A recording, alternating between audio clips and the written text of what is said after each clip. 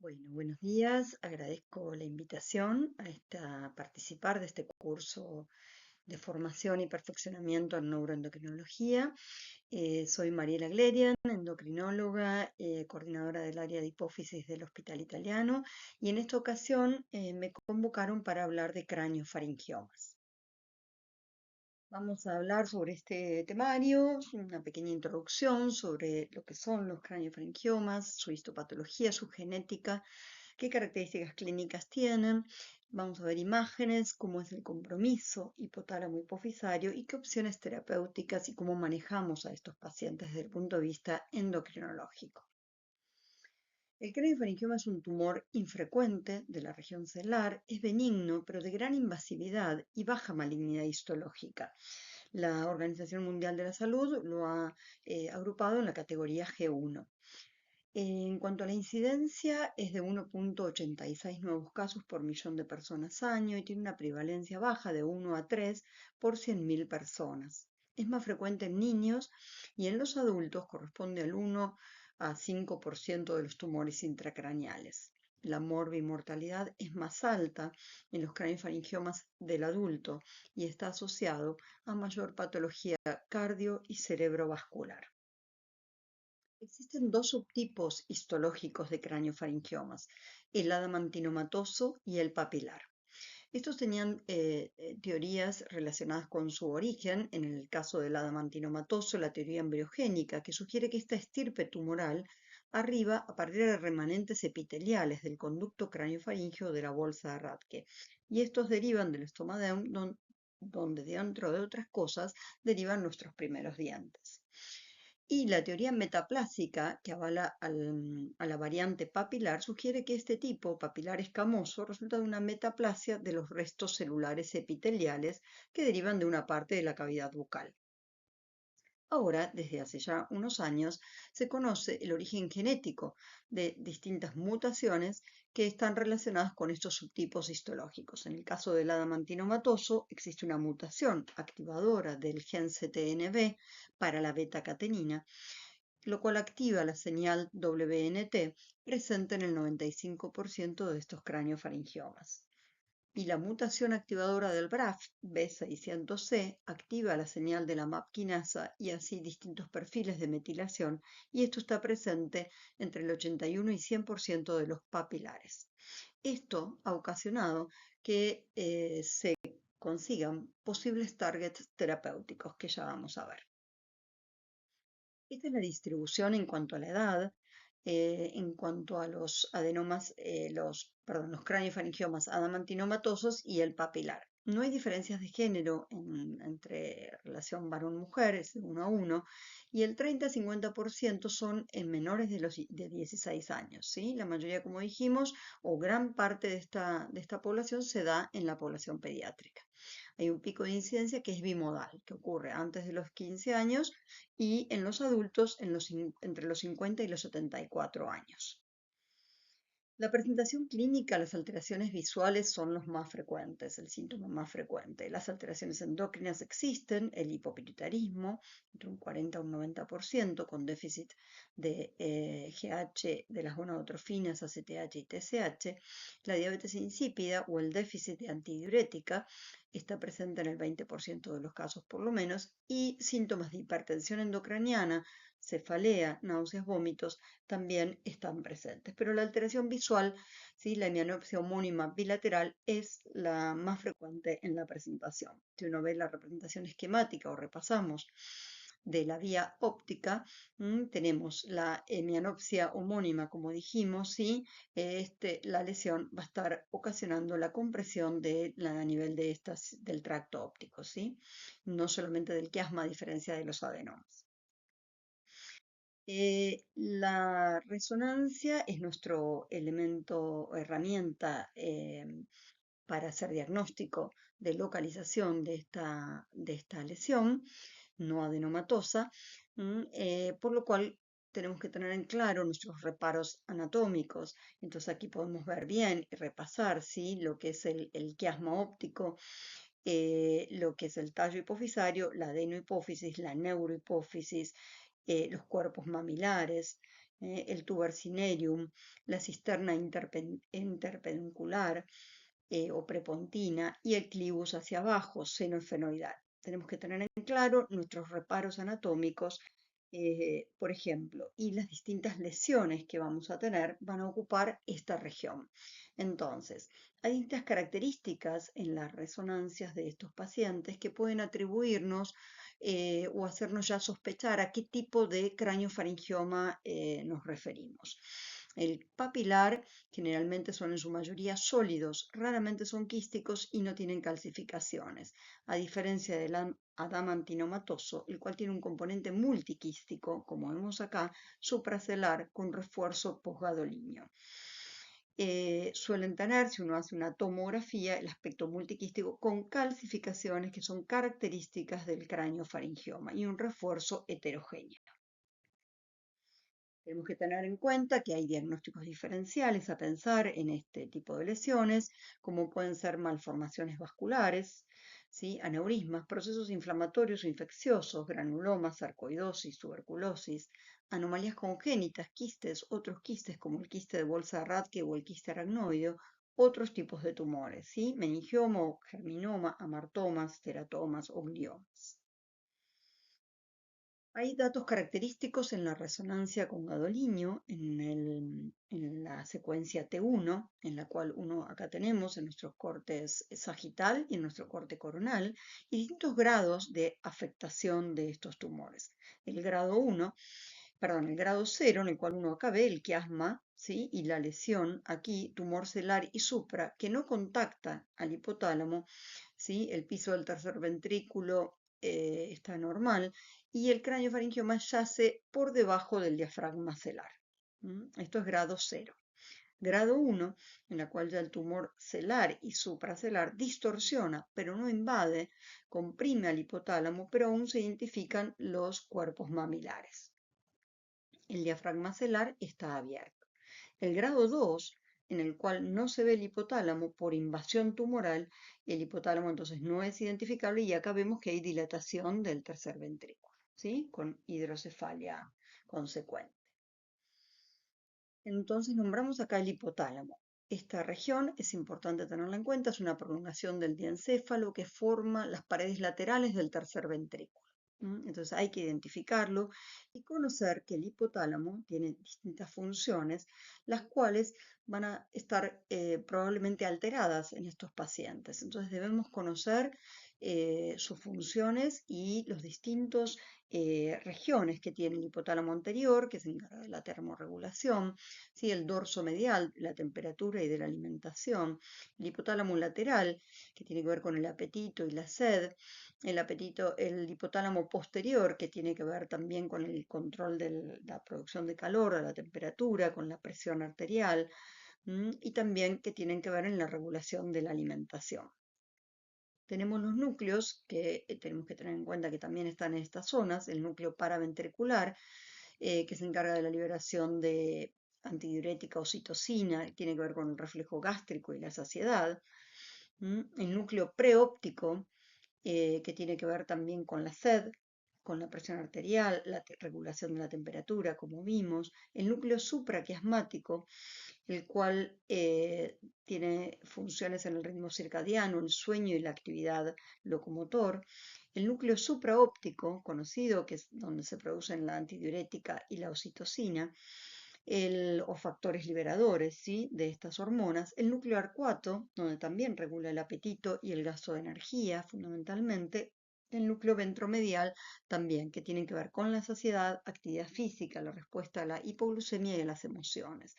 Los cuerpos mamilares que mencioné recién en la resonancia en el sagital se pueden observar, como este resalto en el sagital, que tienen función con la memoria, ¿sí? Así que estos pacientes pueden tener, si tienen afectación de los cuerpos mamilares, déficit cognitivo. Por lo cual es importante recordarlos y tenerlos en cuenta estas funciones. Si hay disfunción hipotalámica, vamos a poder observar obesidad y trastornos alimentarios no especificados, cambios en la conducta, personalidad y disfunción cognitiva, alteraciones en el ritmo circadiano con irregularidades del sueño, hipersomnia, desbalances en la regulación de la temperatura corporal, sed, frecuencia cardíaca y tensión arterial. Y esto existe, sí, lo vemos habitualmente, y toda esta sintomatología va a estar en relación a la magnitud del daño hipotalámico. Esto puede estar previo por el tumor, como se evidencia un 35% de esta afectación por lo menos, y puede ser post-tratamiento que esto se incremente. En nuestro paciente, por ejemplo, teníamos función cognitiva, que es el de las imágenes que mostré previamente, función cognitiva con déficit de memoria, problemas de concentración, función ejecutora, se ve afectada su actividad y su profesión, presenta sobrepeso u obesidad, ¿sí? Un índice de masa corporal de 29 y tienen síntomas de déficit antidiurética o diabetes insípida, o sea, hay compromiso hipotalámico. En cuanto a las deficiencias endocrinas que mencionamos previamente que puede haber, nosotros hicimos la evaluación en nuestro hospital, en nuestra serie de 30 pacientes con craniofaringiomas, y vemos claramente que existen deficiencias endócrinas, sobre todo la gonadal, inicialmente corticoidea, tiroidea, ¿sí? Una hiperprolactinemia asociada en el 50% de los pacientes, déficit de antidiurética, como dijimos, 20%, ¿sí? Y que pueden incrementarse con el post-tratamiento. La cirugía raramente restaura la función hipofisaria en aquellos pacientes que ya tenían un hipopituitarismo preoperatorio. Esto mismo lo extendimos en la ciudad de Buenos Aires, en 12 hospitales que participamos o centros médicos que participaron en este estudio retrospectivo y multicéntrico, y que se publicó en la Revista Argentina de Endocrinología y Metabolismo de este año en el volumen 61.2, en el cual también observamos que el motivo de consulta más frecuente fueron las alteraciones visuales, ¿sí? La hemianopsia es la principal, también existía cuadrantopsia y en menor medida maurosis, y la evaluación hipofisaria también mostraba hipopituitarismo, diabetes insípida e hiperprolactinemia en un 27%. ¿Qué opciones terapéuticas tenemos en estos pacientes? El tratamiento quirúrgico, la radioterapia o tratamiento médico. Tratamiento quirúrgico, la cirugía endoscópica endonasal es el tratamiento de elección. Nuestro objetivo es descomprimir la vía óptica, tratar la hipertensión endocraniana, la hidrocefalia y además confirmar histología. Las vías de acceso, la transcraneal es una vía muy usada, la transeptoesfenoidal está reservada para tumores más pequeños o en casos de segunda cirugía, y también existe biopsia y drenaje de los quistes en caso de que sea el tumor totalmente quístico. Existe una disyuntiva entre hacer una resección total, gross total resection, y una resección parcial o subtotal. Esto hoy día, digamos, obviamente lo que hay que pensar cuando uno va a elegir el tipo de cirugía que va a realizar, el desafío es evitar un daño hipotalámico irreversible, que ya mencionamos que puede estar por el propio tumor ya inicialmente, pero puede ser también ocasionado por el tratamiento indicado. En nuestra experiencia en el hospital italiano, la mayoría tuvo cirugía transcraneal. Hay distintas vías, como mostramos en este diagrama, este diagrama esquemático. ¿Sí? En el caso de que el tumor esté intracelular, la elección es una transeptoesfenoidal, o en el caso de que esté prequiasmático también podría serlo, pero en el caso de que esté intraventricular o retroquiasmático es generalmente transcraneal, órbito cigomático, o si está prequiasmático también puede ser una opción que sea una pterigonal. En este caso la distribución, como vemos en nuestra experiencia, fue el 79% transcraneal y hubo 13 pacientes que requirieron recirugías, ¿sí? 2 cirugías en 9 pacientes, 3 cirugías en 3 pacientes y 4 cirugías en un paciente. En el análisis multicéntrico que hicimos y publicamos en la RAEM este año, también la vía quirúrgica la más frecuente fue la transcraneal. La resección elegida fue la gross total resection, ¿sí? O la total. En algunos casos se hizo parcial o solamente el quiste. El subtipo histológico en su mayoría fue el adamantinomatoso, que dijimos era el más frecuente, ¿sí? Y el papilar, que es exclusivo de los adultos, también hubo algunos papilares, pero es el menos frecuente. En nuestro caso, las alteraciones visuales, acá tenemos bueno, ejemplos de la histología de estos dos tumores, ¿sí? El que dijimos que era más quístico, el adamantinomatoso y el más frecuente, y el menos frecuente, el papilar. ¿Mm? Tenemos que tener consideraciones entonces, como vimos, según la resonancia preoperatoria, analizar bien si está limitada, acá tenemos los límites, ¿sí? Si tenemos, si es una imagen que está limitada al diafragma celular, una imagen en región 1, entonces se elegirá una transepto esfenoidal. Si tenemos una imagen que está por arriba del quiasma, vamos a elegir una transcraneal.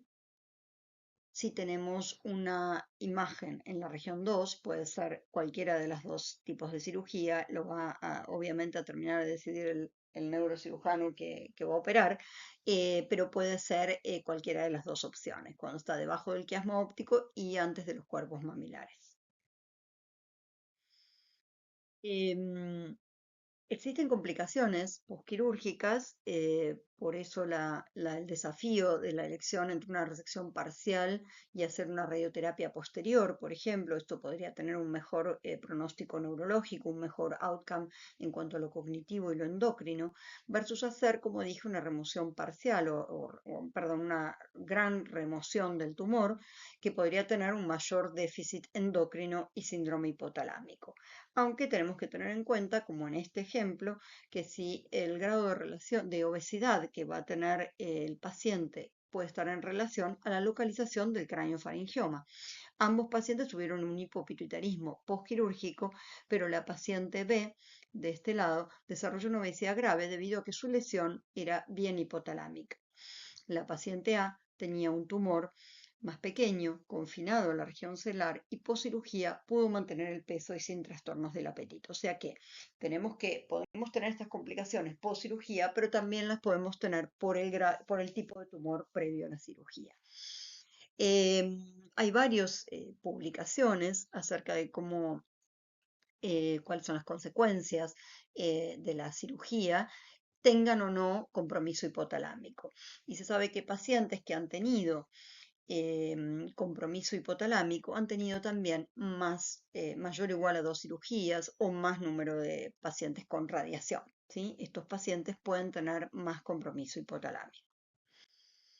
En nuestro caso, nuestro paciente, la resonancia era de un paciente con craneofaringioma intraventricular, por ejemplo, ¿sí?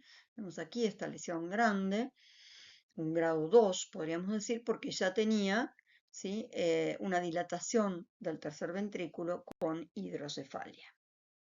Se operó, tuvo una excelente resección total, control posoperatorio sin imagen residual, como vemos aquí, tanto en el sagital como en el corte axial.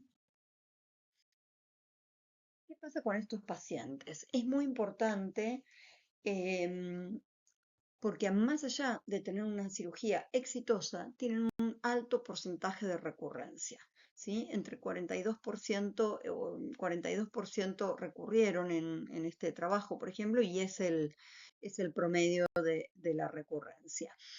Entonces aquí toma el rol la radioterapia, la cual uno se plantea si hacerlo en el posoperatorio inmediato o en la progresión o cuando el tumor recurra.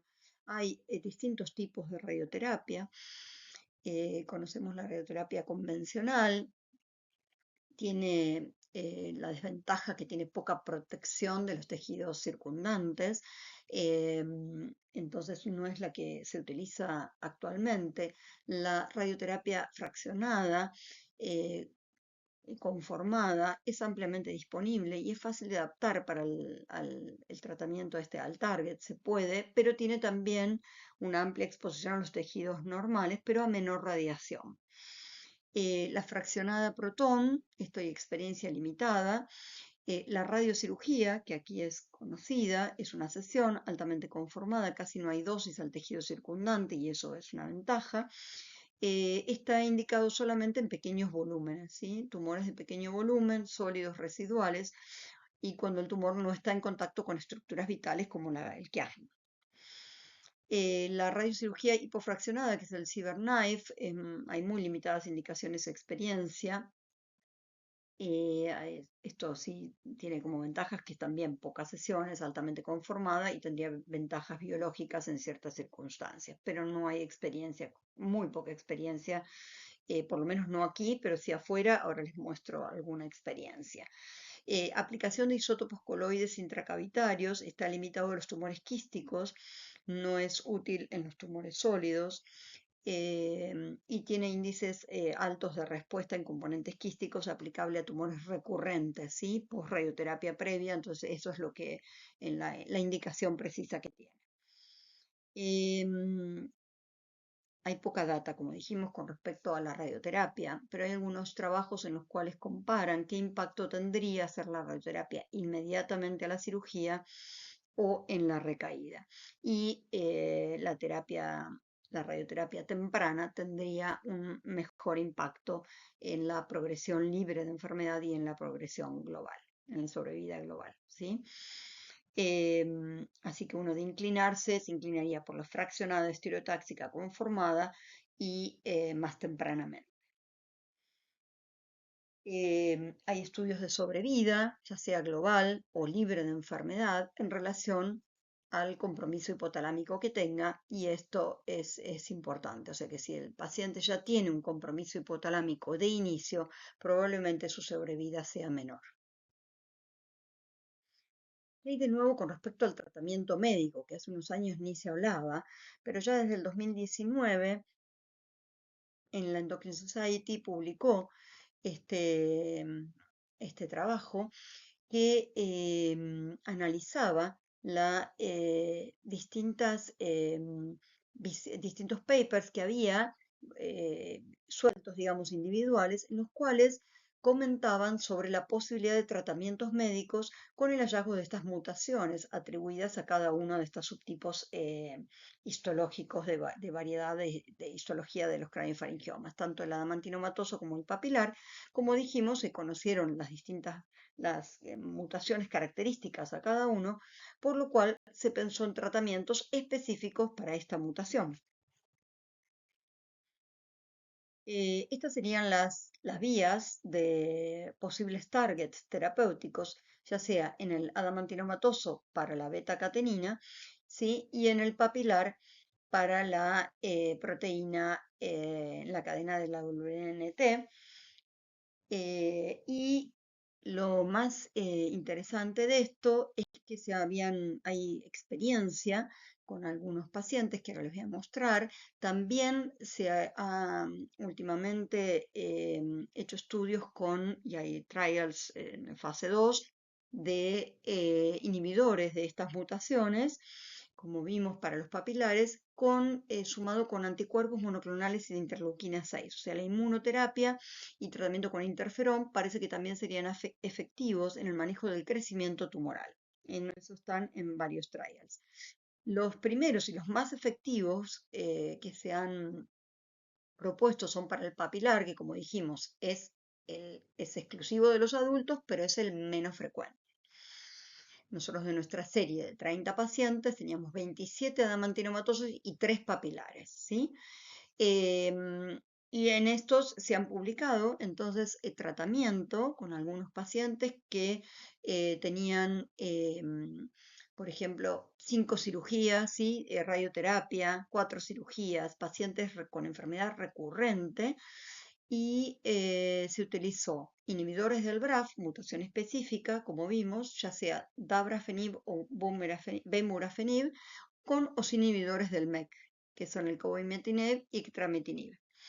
Estos, utilizados en distintas secuencias mensual, habían logrado una resolución completa del tumor, una reducción de más del 85% en algunos casos, ¿sí? Con lo cual esto fue prometedor, y así surgió en el 2023 la publicación en el New England sobre este tratamiento, esta terapéutica de inhibición del BRAF-MEK en craniofaringiomas nuevos, diagnosticados nuevamente, o sea, de inicio, tratarlos con esto, ¿sí? Entonces, que no hayan ido a radioterapia, ¿sí? Así, entonces hay un pequeño grupo de pacientes, de 15 pacientes, que están en tratamiento con una respuesta parcial, ¿sí? O muy buena a estos inhibidores. Con lo cual esto es muy prometedor para estos pacientes. Entonces, ¿qué hacemos o cómo manejamos estos pacientes? Si uno hace una reducción, una resección completa, debemos tener en cuenta que puede haber recurrencia. Uno se plantea si hay efectos compresivos después de esta recurrencia, se reopera y se hace radioterapia. Si no hay efectos compresivos, uno puede ir directamente a hacer radioterapia. Si uno no logra una resección completa, al remanente puede hacerle radioterapia, controlarlo y evaluar si en la recurrencia puede volverse a operar o hacer una recirugía o si hay algún otro tipo de tratamiento, como puede ser, por ejemplo, el interferón intraquístico o radioterapia o quimioterapia sistémica. En algunos casos está publicado, no tenemos experiencia aquí. Ahora, uno hoy sabiendo que cuando hace la resección o la cirugía tiene un informe patológico de una mutación, entonces uno podría, como están haciendo en este paper que mostramos del New England, en este trial, el tratamiento médico. ¿Mm? Aún no está disponible, pero es una opción.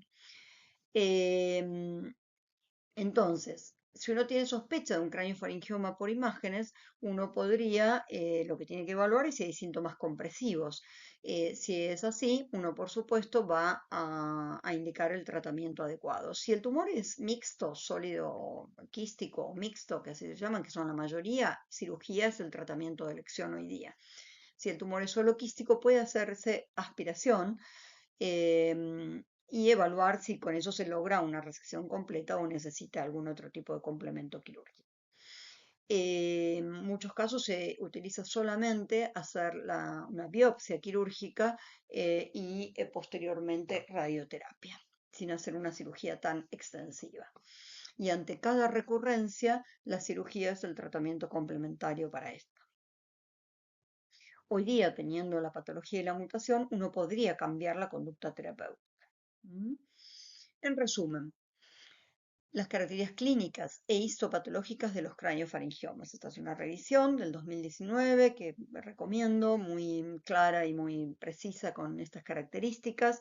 Tenemos acá en este diagrama esquemático y agrandado aquí la región donde se ocasionan o originan este tipo de tumores.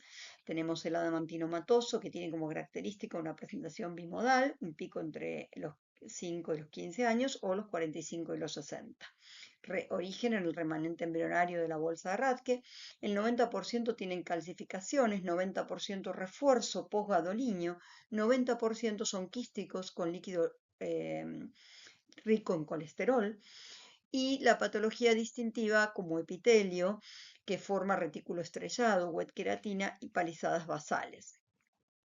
Y los síntomas de presentación, alteración visual, cefaleas y deficiencias endocrinas son lo que lo caracterizan.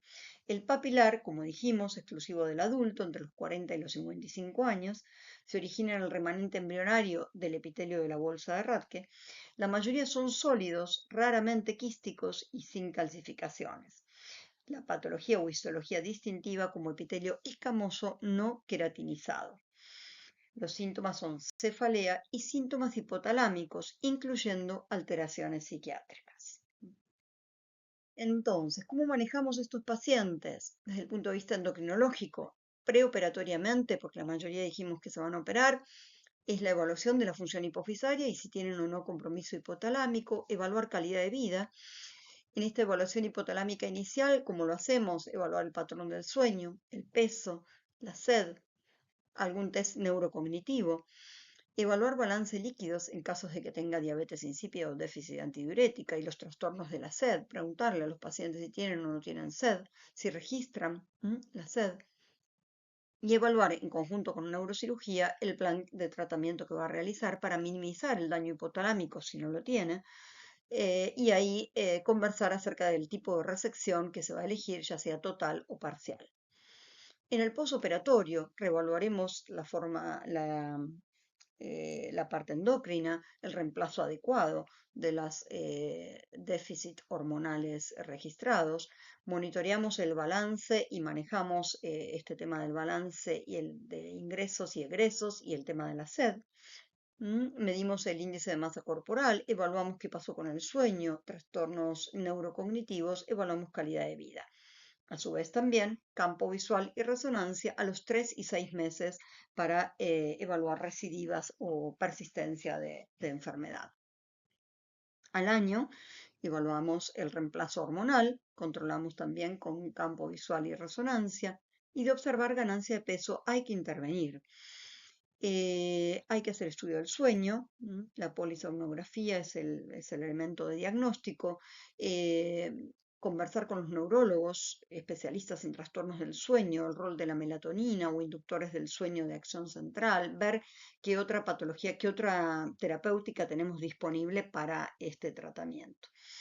Y bueno, obviamente conversar con los neurocirujanos del manejo de las complicaciones. Muchos de estos pacientes reciben antiepilépticos por haber tenido convulsiones o sobre todo en el primer año posoperatorio.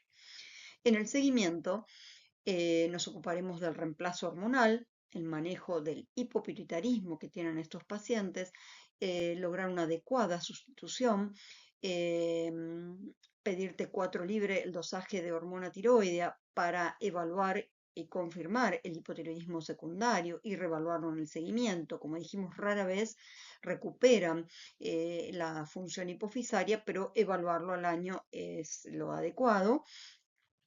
Y la sustitución con hidrocortisona para el manejo de la insuficiencia suprarrenal secundaria es imperioso en estos casos también. Intervención con el incremento de peso, evaluar manejo de hábitos de vida saludables.